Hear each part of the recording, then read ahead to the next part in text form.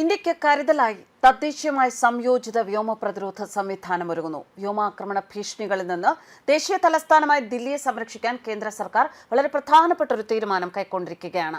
മിസൈലുകൾ, ഡ്രോണുകൾ, അതിവേഗ വിമാനങ്ങൾ തുടങ്ങിയ ശത്രു വ്യോമാക്രമണ ഭീഷണികളിൽ നിന്ന് ദില്ലി ദേശീയ തലസ്ഥാന മേഖലയെ സംരക്ഷിക്കുന്നതിനായി ഇന്ത്യ തദ്ദേശീയമായി സംയോജിത വ്യോമ പ്രതിരോധ സംവിധാനം വിന്യസിച്ചുകൊണ്ട് മുന്നോട്ട് പോകും എന്നാണ് കേന്ദ്ര സർക്കാർ അറിയിച്ചിരിക്കുന്നത്. ദില്ലി ദേശീയ തലസ്ഥാന മേഖലയെ സംരക്ഷിക്കുന്നതിനായി തദ്ദേശീയമായി വികസിപ്പിച്ചെടുത്ത quick reaction surface to air missile system, very short range air defence system തുടങ്ങിയ വ്യോമ പ്രതിരോധ മിസൈലുകളെ അടിസ്ഥാനമാക്കിയായിരിക്കും multi layered integrated air defence weapon system നിർമ്മിക്കുന്നത് എന്ന് മുതിർന്ന പ്രതിരോധ വൃത്തങ്ങൾ അറിയിച്ചു. ഈ വർഷം മെയ് മാസത്തിൽ ഓപ്പറേഷൻ സിന്ദൂറിനിടെ പാകിസ്ഥാൻ ഇന്ത്യയെ ലക്ഷ്യമിടാൻ ശ്രമിച്ച സമയത്താണ് പ്രതിരോധ മന്ത്രാലയം ഇത്തരത്തിലൊരു പദ്ധതി ആവിഷ്കരിക്കുന്നത്. തദ്ദേശീയ ആയുധ സംവിധാനം വിന്യസിക്കാനുള്ള പദ്ധതി ആഭ്യന്തര പ്രതിരോധ സംവിധാനങ്ങൾക്ക് വലിയ ഉത്തേജനമാണ് നൽകുക. മുൻപ് US നിർമ്മിത national advanced surface to air missile system വിന്യസിക്കാൻ ഇന്ത്യ പദ്ധതിയിട്ടിരുന്നു. അതേസമയം ഇത്രയും സങ്കീർണമായ ഒരു വ്യോമ പ്രതിരോധ സംവിധാനത്തിന് പ്രത്യേക സംവിധാനങ്ങൾ ആവശ്യമാണ് എന്നും വിലയിരുത്തലുകളുണ്ട്. ഇടത്തരം SAM ആയ QRSAM പോലുള്ള നിരവധി വ്യോമ പ്രതിരോധ സംവിധാനങ്ങൾ DRDO വിജയകരമായി വികസിപ്പിച്ചെടുത്തിട്ടുണ്ട്.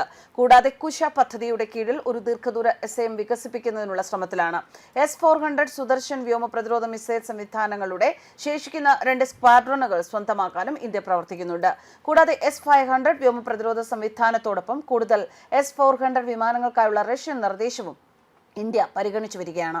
Quick reaction surface to air മിസൈലുകൾ, QRSAM, advanced very short range air defence system മിസൈലുകൾ, പവർ ലേസർ അധിഷ്ഠിത ഡയറക്റ്റഡ് എനർജി വെപ്പൺ, ഇങ്ങനെ 3 ഭാഗങ്ങളാണ് DRDO വികസിപ്പിച്ച പുതിയ തദ്ദേശീയ വ്യോമ പ്രതിരോധ സംവിധാനത്തിൽ ഉള്ളത്. പരീക്ഷണ ഘട്ടത്തിൽ എല്ലാ ആയുധ സംവിധാന ഘടകങ്ങളും കുറ്റമറ്റ രീതിയിൽ പ്രവർത്തിച്ചുവെന്ന് പ്രതിരോധ മന്ത്രാലയം പുറത്തിറക്കിയ വാർത്താക്കുറിപ്പിൽ പറയുന്നു.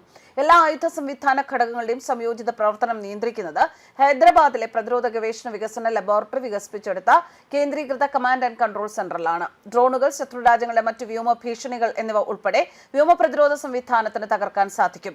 300 മീറ്റർ മുതൽ 6 കിലോമീറ്റർ വരെ ദൂരെയുള്ള ലക്ഷ്യങ്ങളെ ഈ ആയുധ സംവിധാനത്തിന് നിർവീര്യമാക്കാൻ കഴിയും. ഇന്ത്യ ലക്ഷ്യം വയ്ക്കുന്ന പ്രതിരോധ കവചമായ മിഷൻ സുദർശൻ ചക്രയിലേക്കുള്ള ചവിട്ടുപടിയായി ഇതിനെ കണക്കാക്കാം എന്നാണ് മുതിർന്ന DRDO ഉദ്യോഗസ്ഥർ പറയുന്നത്.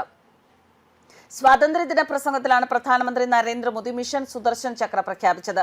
തദ്ദേശീയ വ്യോമ പ്രതിരോധ സംവിധാനങ്ങൾക്ക് കരുത്ത് പകരുന്നതോടെ പ്രതിരോധ മേഖലയിൽ വിദേശ സംവിധാനങ്ങളെ ആശ്രയിക്കുന്നത് കുറയ്ക്കാൻ സാധിക്കുമെന്നും ഈ രംഗത്തെ വിദഗ്ധർ ചൂണ്ടിക്കാണിക്കുന്നു. News desk കർമാനസ്.